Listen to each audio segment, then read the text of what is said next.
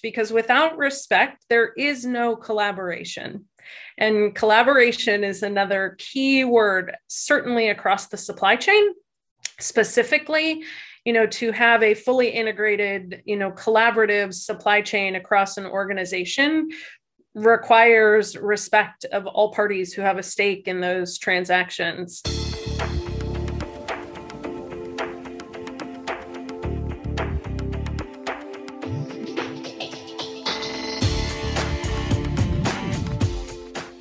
Welcome to the Power of Respect podcast with Charlie Leichtweis, author of the book, The Power of Respect in Business. Charlie is one of America's foremost authorities on respect and leadership development. And now, here's Charlie.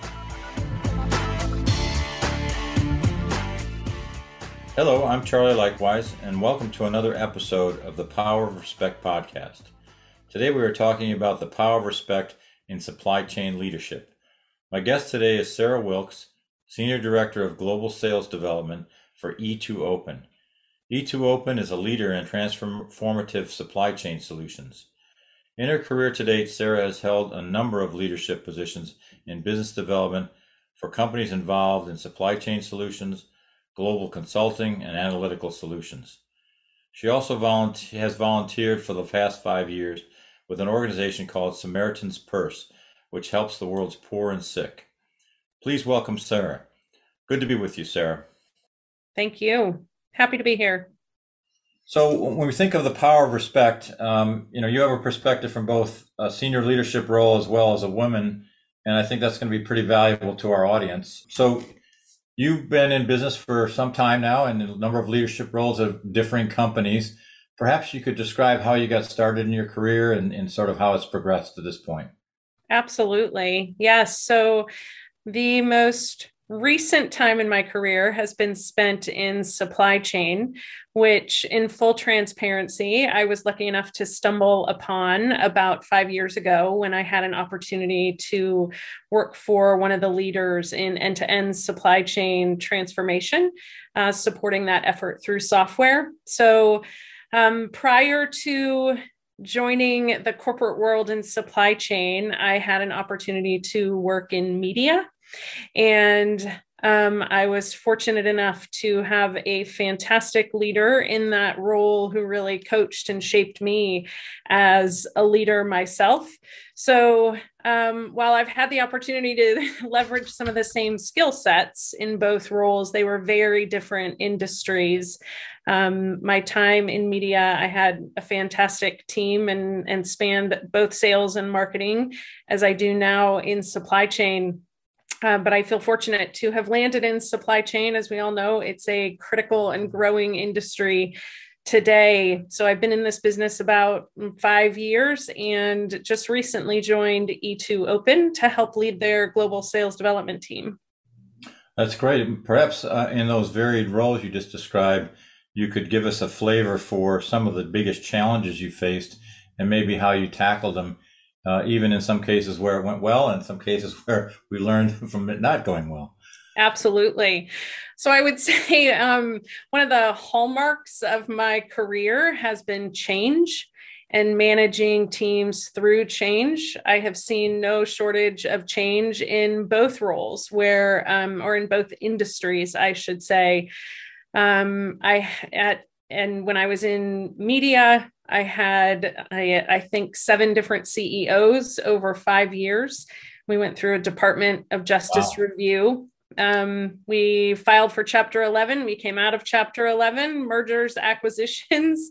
I have been in roles in both international publicly traded companies and then very small startups. So I have seen all different aspects of business, and yet the one consistent has been change. Funny, people don't like when you change their job or their job environment necessarily. So I think managing through change has been one of the challenges I have faced, and keeping teams really motivated during that time. I think one of the things that all people really need to feel productive and valued in their jobs is a sense of safety. And certainly change can kind of throw that sense off for people. So I would say a fundamental for me in leading and managing people through change has been trust and transparency. I think when you can come to the table and be transparent with what's going on in an organization and really lay out a vision and share, this is how I think we're going to get to it, and share when you don't really know how you're going to get there. I think it's fundamental to keeping teams engaged through significant change. And as you said, there have been times I've done it well. There have been times when there are rocks in the way. But largely, I think I've had great success keeping teams engaged because I have focused on their safety through transparency and trust.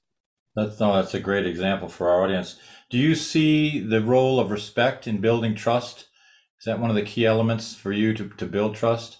Absolutely. Yes, unquestionably. I think people need to understand that all perspectives are respected within a team. And I think transparency and trust help build that respect and help allow people to show up authentically, knowing that their voice is respected, their perspective is respected, their experience is respected. We all come to the table with vastly different experiences. And I think when we can show that regardless of tenure or title, that every single person is respected by virtue of the fact that they are on a team and aligned to a pretty clear vision, when we can communicate that level of respect, I think it helps build trust across all organizations. Sure. Perhaps you could describe maybe some of your own personal experience with respect, when you felt respected and how that affected your performance, and maybe without names, when you didn't feel respected, and how that made you feel in your role. Absolutely. So during my career with what was Muzak and then Mood Media, as I mentioned early on, I was very fortunate to have a leader who really helped shape me as a leader. And one of the things he did was respect my opinion, respect my perspective, even though I had very little experience in the industry. And what that did for me as someone new to the industry and someone new to a leadership role there, it really allowed me to kind of settle in and take risks. I think when you feel like your position is respected, you're more likely to take risks, fail fast, figure out what's right and what's wrong for the company. Nobody shows up having all the answers, but knowing that your opinion is respected and that your experience is respected, I think it really helped me be willing to take those risks to grow as a leader, to gain the feedback from some of the missteps that I made, certainly, to be able to get that feedback. And because I knew that he respected me so much, I wholeheartedly respected the feedback that he gave me. I never questioned his intent or questioned its source. I knew that he always was coming from a place of respect, both receiving that and giving that in all instances.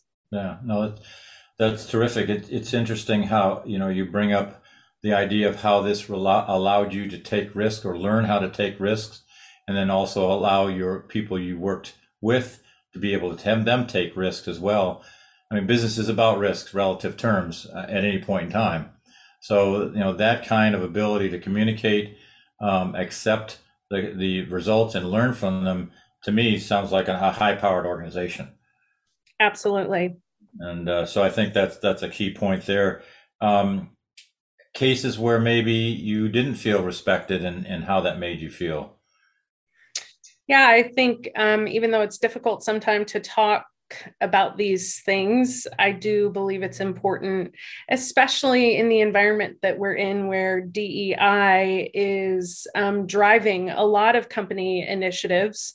I did have, I have had some experience where I have worked in organizations where there is a majority that holds, there is a minority that holds the majority of decision-making power and the ability to influence the trajectory of where the business goes. So not sitting in that minority and knowing that I was held accountable, however, for where the business was able to go, felt like a challenge. It felt like a struggle. And in the midst of all of it, there was certainly an initiative at that company, as there have been at many, to try and build an environment that was diverse and inclusive. I think it is critical within that context to know that tokenism around diversity and inclusion initiatives can probably do more damage than just not trying in the first place. So, I personally struggled with feeling like there wasn't necessarily a path for me to not have a seat at the table, but truly have my voice heard while sitting at the table and being able to contribute in a way that was respected across the organization. And, Charlie, what it does to an individual and to an individual leader is one thing, but the ripple effect that has through organizations, I think, is something that all of us need to be very aware of as we navigate these times moving forward. People are watching. Your employees are watching, and they want to know that you are committed to what you say you're committed to doing, and respect people's, I think, desire to be included in that conversation and be aware of the outcomes is important. Yeah, no, I think that's true. And, for me, one of the core value of diversity and inclusion is the idea that it's done through respect as opposed to quotients or tokenism, as you say. And I think that's part of what's potentially missing when we go down that path. So I think it's important for people to understand that the power of respecting somebody and the ability to respect somebody will draw the benefit and value out of diversity and inclusion more so than any statistic, if you will. Well said.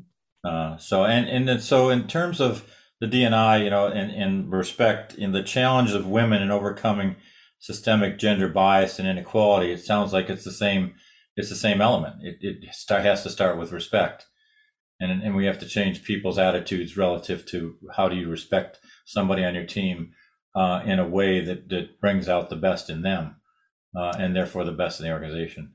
Absolutely. I think one of the key things you touched on was biases.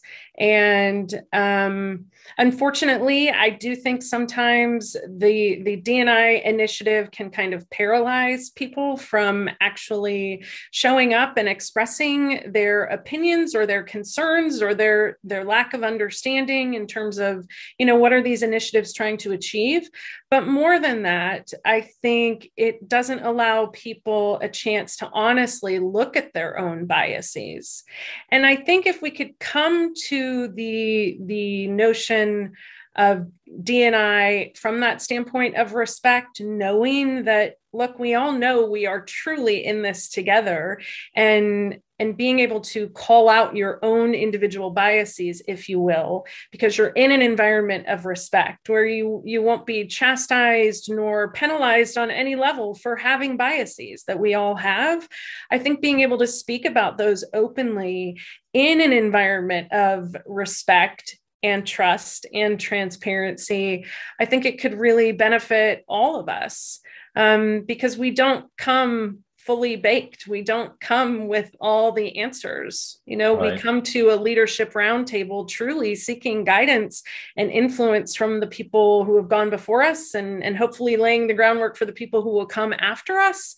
And to know that your perspective is respected today, even if it changes in the future. Right. Oh, that's true. You touched on such an important point.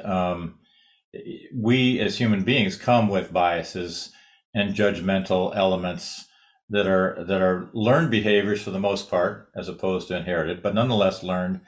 And those, setting those aside is difficult, but that's one of the best ways to begin to open yourself to truly respectful relationship, in terms of how you listen to somebody. You listen longer, as we like to say, to make sure you understand where they're going. One of the things we like to say along with listen longer is, if you're right now, you'll be right later. So you should be able to listen longer. But at any rate, I think those are challenges. And then when I think of supply chain, not only from the standpoint of all the dots it connects in an organization, but the dots it connects geographically, typically for most organizations. So it cuts across cultures, it cuts across all these elements of human nature and bias and normal judgments. How do you approach that relative to respect, in terms of people, trying to get people to respect each other and yourself? That's a great question, Charlie, putting it in the context of supply chain. I don't know that I've ever thought about that. I think, one of the benefits of working for an organization like E2 Open, that provides a platform that allows different stakeholders across the supply chain to, for lack of better words, have a voice. Their kind of what their stake in the supply chain is. It matters, and it is weighted according to business outcomes and business goals. I think it's kind of a great analogy for, in the absence of technology and software, if we all came together as humans, truly allowing people's stake in the supply chain or any other business transaction or business objective, whatever your stake is, to matter and to be heard. I think is critical, and it's critical to the supply chain. It's critical across all elements of business. I think that we show up and work from that place of respect, because without respect, there is no collaboration. And collaboration is another key word, certainly across the supply chain, specifically, to have a fully integrated, collaborative supply chain across an organization requires respect of all parties who have a stake in those transactions. And I think it works in almost all elements of business across various business units. Yeah, no, it's interesting, because when I think of the biases, sort of slow down that collaboration or communication process by definition. And in some cases, in worst case, it creates silos of bias that actually are true barriers to businesses having success in what they're trying to do. Absolutely. And I think bias is rooted in assumption, right? Right. We think that we come to any situation with a preconceived notion of the outcome. And I think respect allows us to let go of those assumptions, let go of those preconceived notions, which really opens up possibility for the outcome. If we all come with preconceived notions, there's very little room for innovation and very little room for a bigger, better outcome than what our biases had constrained us to think was possible. Right. Even if that element or moment of respect can, in a very small way, delay the biases from taking over, even in a nanosecond, it may absolutely improve things tremendously. Yeah. All right, great. So let's stick with the idea of the trust and the respect and how it relates to relationships, which I think is one of the keys to leadership, is relationships. Do you feel that conventions for building relationships and alliances in business are different for women than they are for men? I think I would be naive to say that they are not different. I think at the same time, however, I have to acknowledge, my own personal background and my own personal growth in business. I think I've shared with you before, certainly. I was raised with 3 brothers. I was raised by a very strong father who left me with some great sound bites, and always taught me to believe that I truly was equal to the boys in the room, being my brothers, or to the men in the room at business. And he used to always say to me, if they say you're too big for the room, you need to go find a bigger room.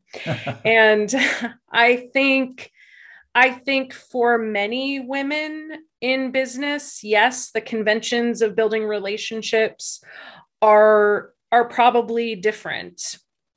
For me, I personally show up to that relationship building exercise with no gender biases in mind. And what I find most interesting there, Charlie, is not necessarily what I think of my conventions or my attempts at building relationships across organizations.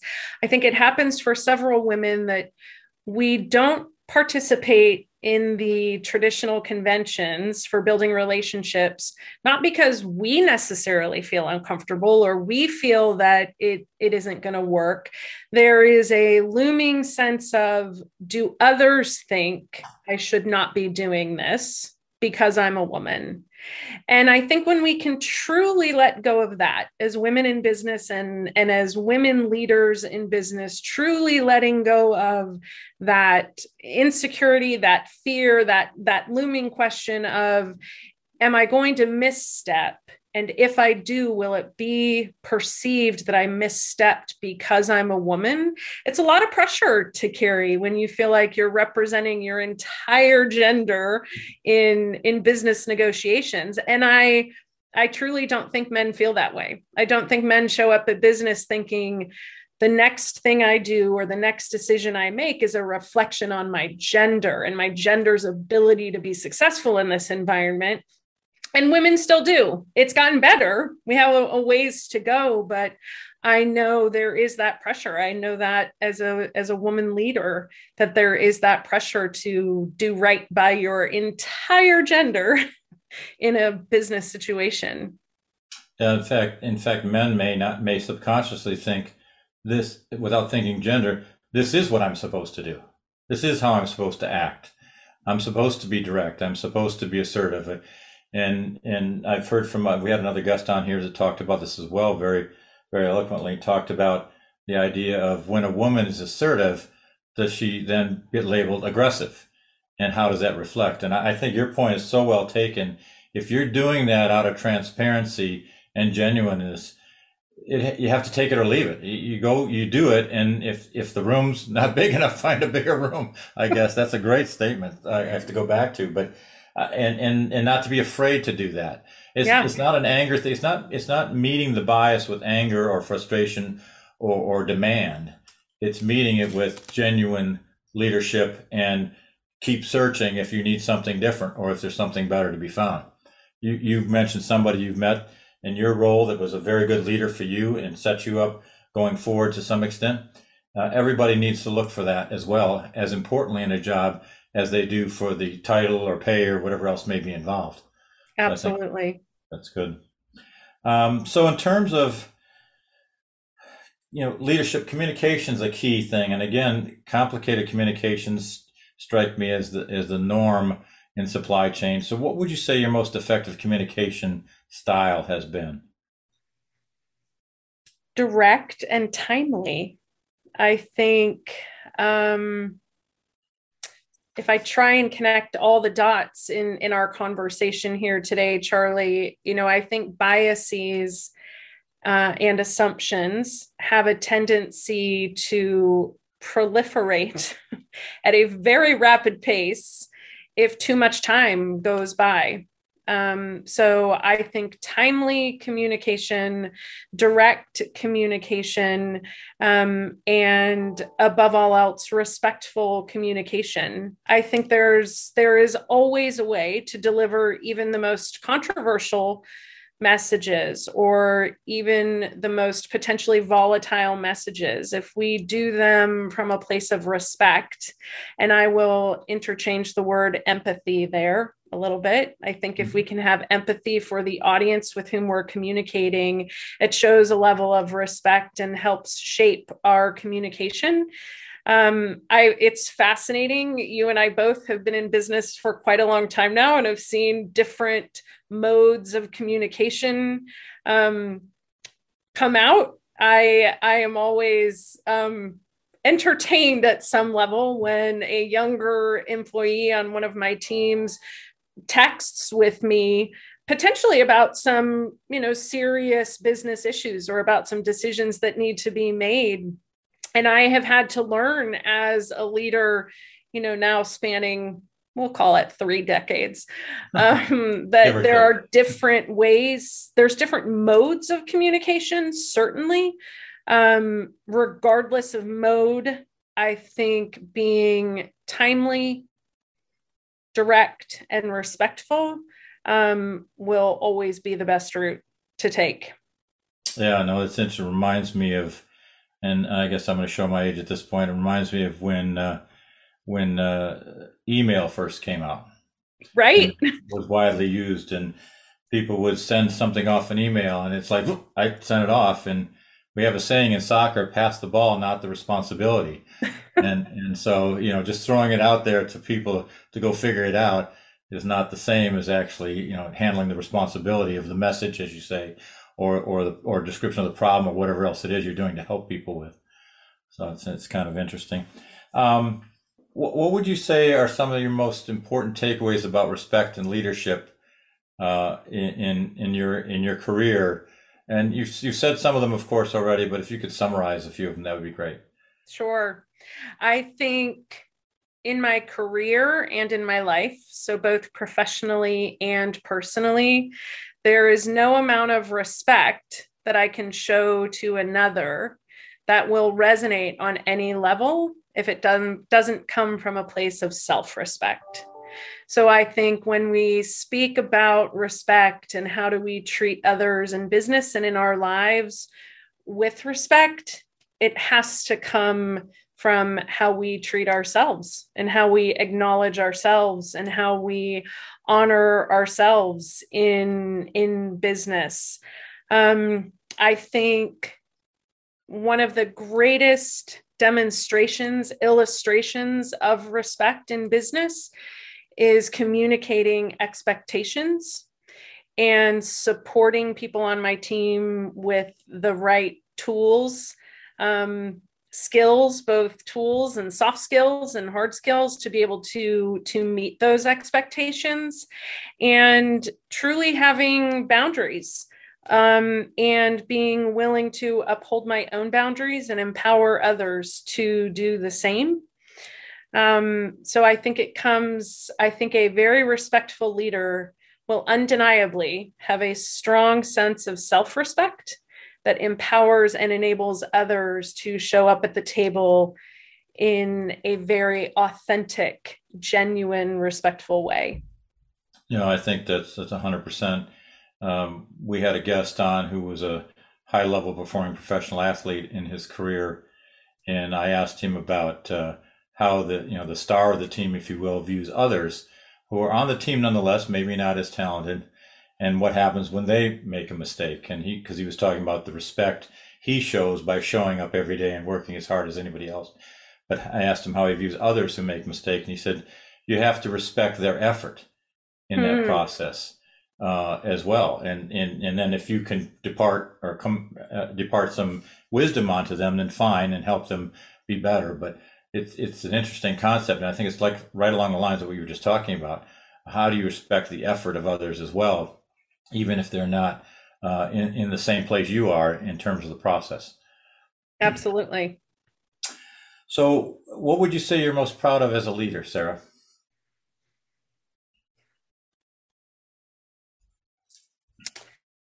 I would say I am most proud of the relationships that I have created with individuals that I have been fortunate enough to recruit and hire and mentor and grow in their roles. And sometimes even those that didn't necessarily have a direct reporting line to me. I still have, and it's both men and women, but I think I'm very proud of my ability to truly encourage and empower women in business. Even 25 years ago, knowing how important it was for young women to feel valued and valuable in an organization. And I'm still very close with several of them. Several of them have moved far up the ladder and will still reach out to me to connect and bounce ideas off of me. And business often gets measured in very tangible KPIs and outcomes. So there's no doubt I've been fortunate to be a part of some very successful businesses when you're looking at growth and some of the key indicators and how we measure a business's success. But for me, I think the true success is in people and creating connections and giving people a true sense of self-esteem, self-worth, self-respect, knowing that what they did, what they contributed mattered, and that they can continue to grow in their career. So I am a people manager. Certainly, if it's people and process managers, I lean towards the people side of the business, because without people who are truly connected to a vision, both personally and professionally, doesn't matter how many processes you have in place, it's the people who are going to execute and drive the real value, in my opinion.